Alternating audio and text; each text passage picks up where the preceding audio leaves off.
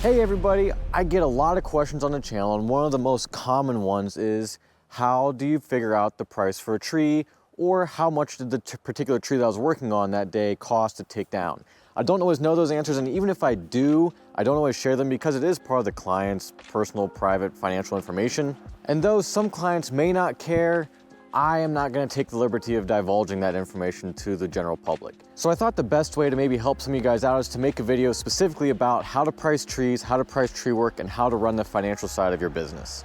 There are, of course, a number of ways to do this. However, there's one particular method I've seen the most success with myself and with other tree services in the areas. I've talked to them and tried to figure out how everybody's doing stuff. The best method out there is to find an hourly rate that works for your business and apply that to the trees themselves. Let me be clear, this is not the same as giving your customer an hourly rate and just telling them it is what it is at the end of the job, depending on how long it takes. What I'm talking about is using an hourly rate to determine how long each tree will take and what the cost of that tree will be per tree on a job. How long a tree takes to do is going to depend heavily on the skill of your crew, the equipment they have, the resources they have, also the access to the job, and a bunch of other factors that you kind of got to figure out for your crew. That's not something anybody can tell you. You guys just got to go out there, do some work, see how long it takes, and pay attention to how long it takes. That way you know and can estimate your next jobs better. The hourly rate that you use is also going to vary depending on what your expenses are and a bunch of other things. We're going to talk about that later at the end of the video to help you figure that out for yourself if you don't know how to figure it out. Let's take a moment to look at some trees here and kind of see what factors might contribute to how long they would take to remove or trim. This sycamore tree here is a pretty easy tree. There's lots of room to lay it down. It wouldn't take much skill to get it on the ground. All I gotta do is cut it and flop it, assuming there's no underground utilities here, which I think is a pretty safe assumption because there's not a lot out here. So we are a little bit a ways from our vehicle access. There's a little asphalt path up there at the edge of the cemetery. And so there would be a little bit of time in getting the tree materials up to the road. Let's say this tree with a quick crew and a dingo and a chipper would be maybe a 2-hour tree.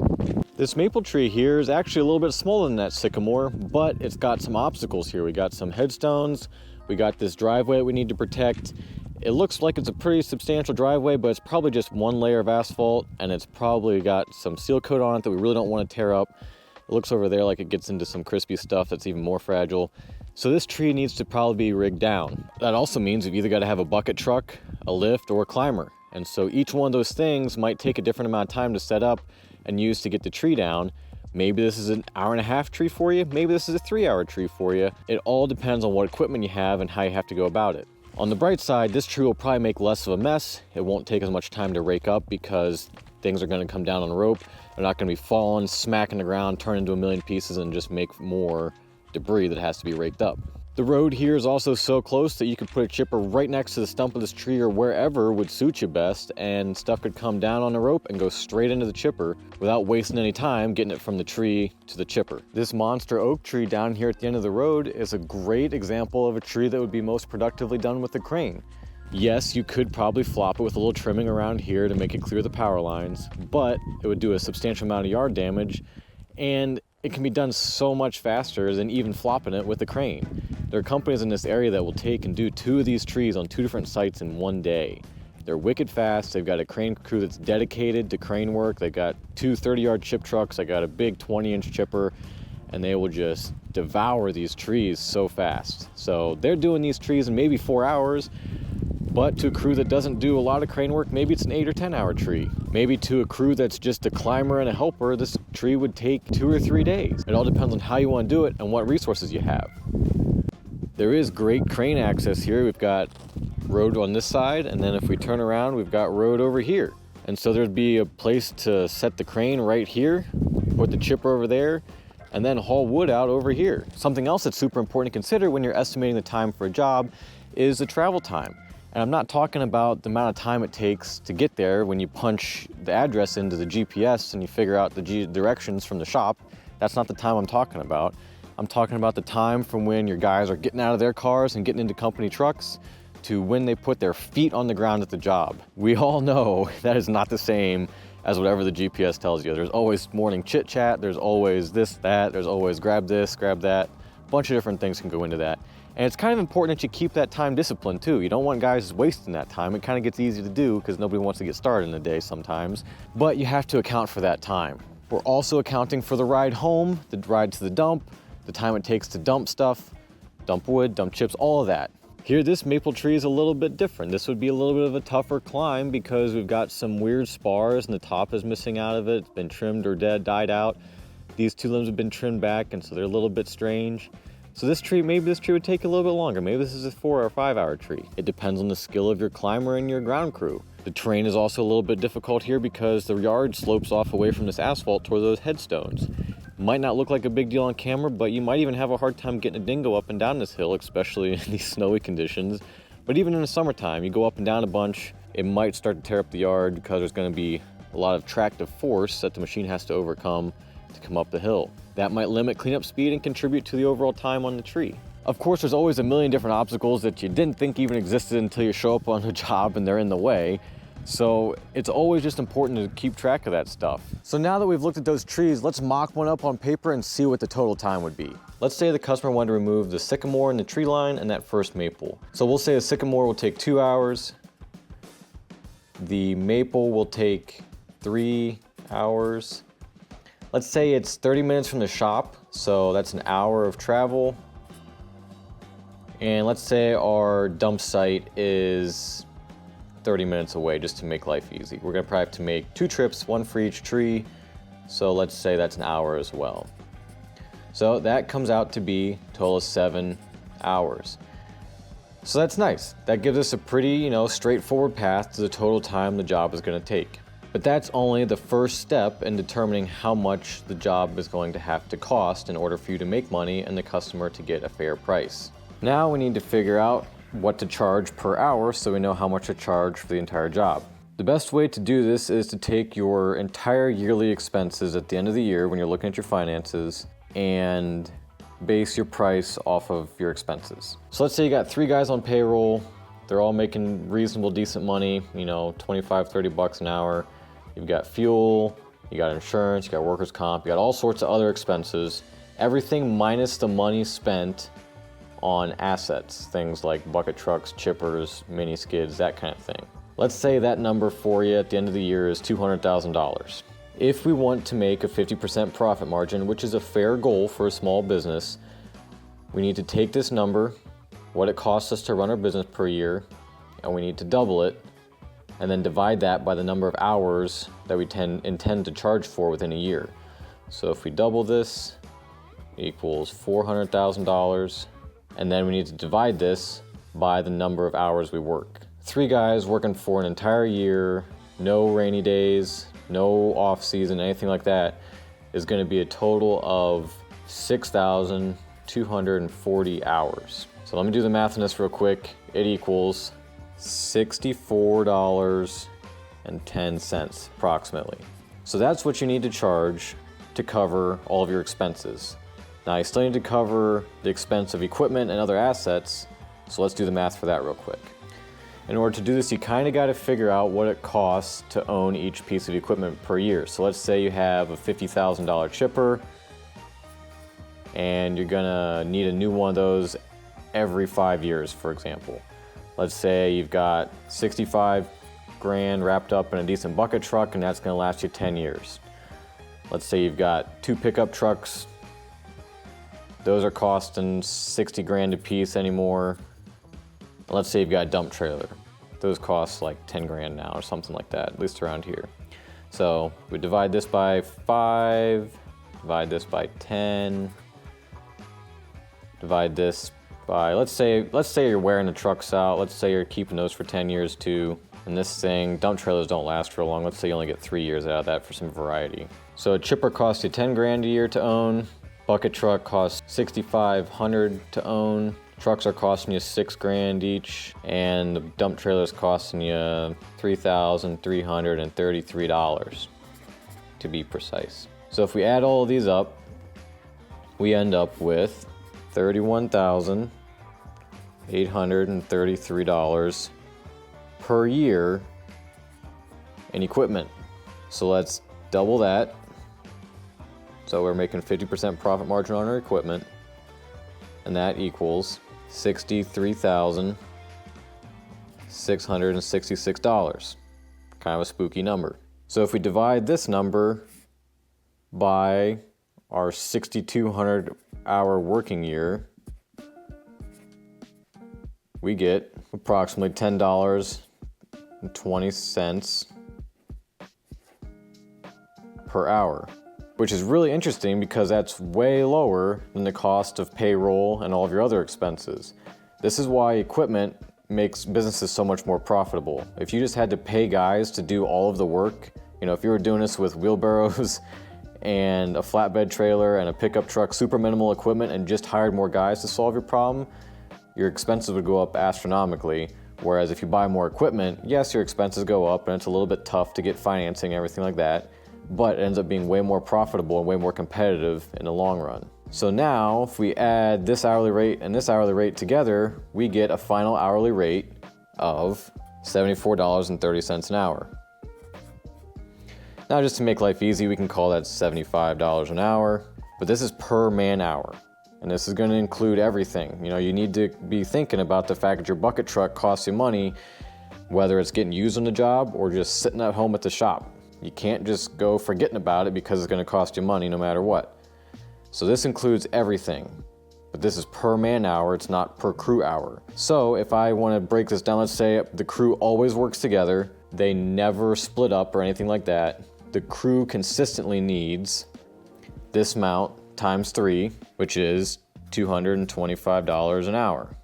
So if we take our $225 an hour, we apply it to our 7 hours here, that ends up equaling $1,575. That really isn't a lot of money. Around here, stuff's pretty competitive and that kind of thing, so that job could go for that. But if you know your market's a little better, you can kind of cushion that a little bit sometimes. It's also pretty tight to think that we're actually going to get that job done in 7 hours. There's always going to be interruptions. There's going to be a wait line at the dump. There's going to be inevitable flat tire that happens a few times a season. Neighbor that wants to come up and talk to you and pull you away to do an estimate. There's going to be the homeowner that wants to come up and talk to you.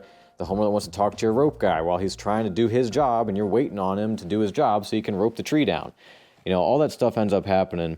So maybe you assign 8, maybe even assign 9 hours to be kind of on the safe side. It's always better to be high than low, assuming the market can support it. So if we were to put 9 hours on this job, total job cost would be $2,025. Kind of funny because that's this year. That just worked out. I didn't even mean to do that. That's funny. Now, all this is with arbitrary numbers. All the numbers on this sheet are super, super arbitrary. We're not getting super detailed. Your accountant can help you figure this stuff out way better than I can. But if you use the same principles here to determine what your hourly rate needs to be, and you use the principles that we talked about in the field to determine how much time it's going to take to do your jobs, you can come up with a pretty straightforward mathematical approach to bidding your work. If you don't do this and you just walk up to the tree and just feel it out and say, wow, this feels like a $2,000 job to me, and throw $2,000 on it, you might win some, you might lose some, but you're probably going to find yourself underselling yourself more often than not. That may not be true for everybody. Everybody's got different tendencies, but at least that was my experience. If you at least use the numbers to get you a base number and you say, but this job has a higher perceived value, most people are going to think that it's going to cost more than that. Sometimes it's okay to put a little more on because of that, because inevitably you're going to come across a job that people think should cost less than it actually will cost. Occasionally you have a job where, it looks like it should be an easy flop and cleanup, and you get there and you find out that there's a leach bed underneath of the tree and you can't do that. You have to rope the thing down. And it's stupid, it feels dumb, but it's the right way to do the work, and so it might feel like a $2,000 job, but you end up spending a whole 10 or 12 hours on it, and you end up with a job that should have been bid at $2,500 or $3,000 or something like that. Ultimately, the thing that's going to make you the best at estimating work is estimating a lot and keeping track of the numbers that actually come out of the jobs.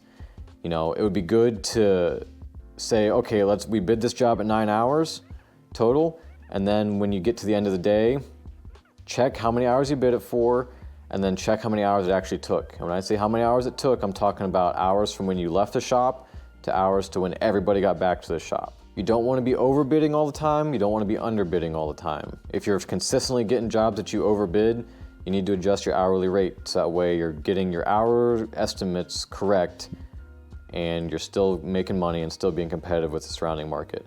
You got to be careful though.